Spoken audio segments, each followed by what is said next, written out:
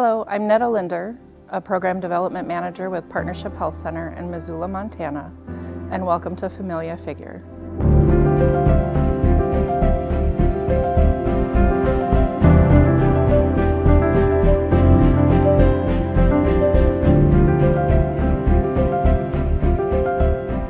It has become my dream work. I've kind of made my work apply to what I've wanted to do and what I've seen need for.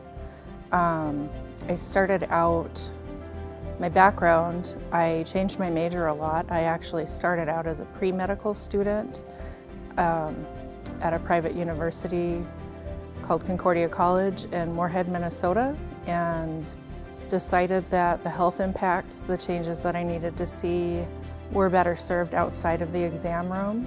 I went on to finish a degree in sociology with an emphasis in rural and environmental change because I am from a small reservation, or I shouldn't say small, a very low populated reservation. It's the 9th largest Native American reservation in Montana, in the northeastern corner of Montana. And we saw a lot of health impacts on our reservation that came from social conditions. We also saw a lot of mental health need there because with being forced onto reservations, it definitely impacts your health and well-being. So I finished my degree I didn't finish my degree in sociology. I went to work first at a 911 center back home after I left Concordia College. And I worked there for 3 years. And during that time, I took a lot of phone calls. So I don't know if everyone's familiar with what 911 is. And during that time, I worked on my home reservation and for our county, for the district where I lived. And I saw a lot of people with really poor health outcomes who were impacted really severely by things that were really preventable.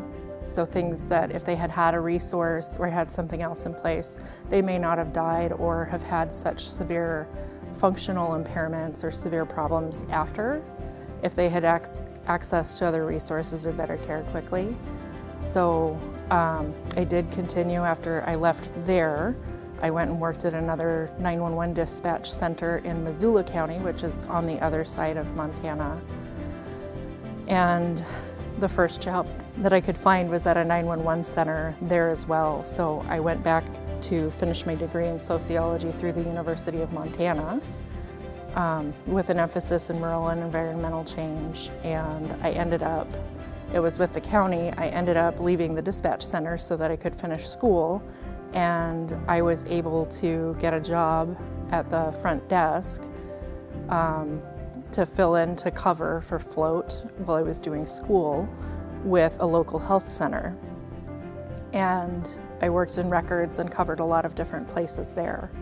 So I've been there for 14 years now, and I've had about 6 or 7 different job promotions, including working in the social work department. We didn't require licensure in the state of Montana to do that kind of work in case management and connecting people to resources. And I worked for quite a while with our Healthcare for the Homeless program, and then moved over to the main clinic and then accepted my current position. So I think really the experience with living in a small rural community and seeing how much impact there was outside of the exam room on health outcomes was really important to me. I work with a lot of people who did go on to finish their MD and DO and later, or became doctors and nurses, and who would get frustrated because they realized that the problems that a lot of people were encountering with like taking their medications and things like that were really things that they couldn't control from the exam room. It was sometimes things like people didn't have electricity to set an alarm to remember to take their medication, or in the case of the Healthcare for the Homeless program, people were worried about finding a place to sleep for the night and be safe, really have trouble with med adherence. So that's one of the things that I enjoyed, was working with populations like that and moving through those types of positions to help people who maybe weren't the best resourced work toward achieving better health, and helping the providers understand that not everyone comes in with the same equal resources and opportunities.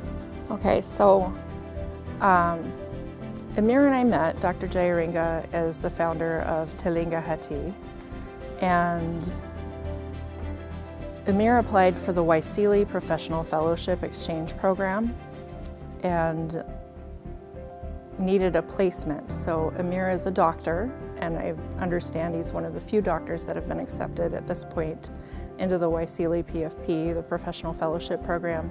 He joined under the civic engagement component of the program, and he was placed at our organization. I was asked to host because we both have an interest in things like mental health and HIV/AIDS care. So I actually manage the program in Montana. We're a very low incidence state. I manage the program that helps provide health care and treatment to 16 counties in the western half of the state of Montana. And there's another program coordinator that does that for the other half of the state. So he got placed with our organization because our interests there aligned really well, especially with mental health and HIV/AIDS treatment. And he worked with us for 4 weeks, and we wrote a reciprocal exchange project, so not everyone that is accepted into Waisili is accepted for the reciprocal exchange, but we were selected.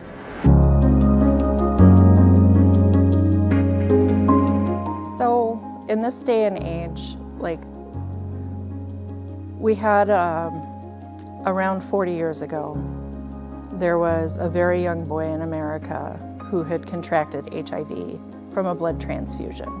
So he definitely didn't do anything wrong.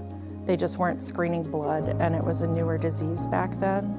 So Ryan White is the name of the program that I help provide. I'm not a doctor, but I help manage the program that provides care and treatment and case management, and social support really often is another need that comes up. So we connect people to resources and behavioral health care. And basically, HIV is no longer a death sentence. It's not necessarily a punishment from God. It's just a communicable disease that is viral, and there is treatment available. So we have quite a few things that we've done. Usually normalizing things, like realizing that more people, this is a more common problem that you might not think of. So like mental health issues. So I worked with the Mental Health Local Advisory Council locally for about 5 years as their secretary, and I would take notes. And that was a majority of people that were living with mental health challenges, things like depression, anxiety, their family members, and we had clinicians, people who provided care as well, who would meet once a month, and we would talk about some of the challenges that people encountered. So I think really that's where we kind of tie in with the civic engagement with Waisili is one of those approaches, is getting involved, is not being afraid and realizing you're not the only one. So folks can come together and have a safe space to discuss that and talk about the real life problems that they're facing. One of the other things is like the clinicians and government officials aren't usually the expert on things that people have lived experience with. So, like, we tend to be the best expert on our own lives rather than someone else telling us how our life is. We know what that experience is like. And that, I think, applies to every individual. None of us live the exact same life. We all have different experience, and some things are unique and some things are fairly universal experiences, like the feeling of isolation, whether you have HIV or whether you're living with things like depression or anxiety or another mental health concern. You never know, you can find something that you're really interested in and pursue that. And unique opportunities will either present themselves or you could make your own opportunity by doing that, because sometimes maybe the field that you belong in hasn't really developed yet.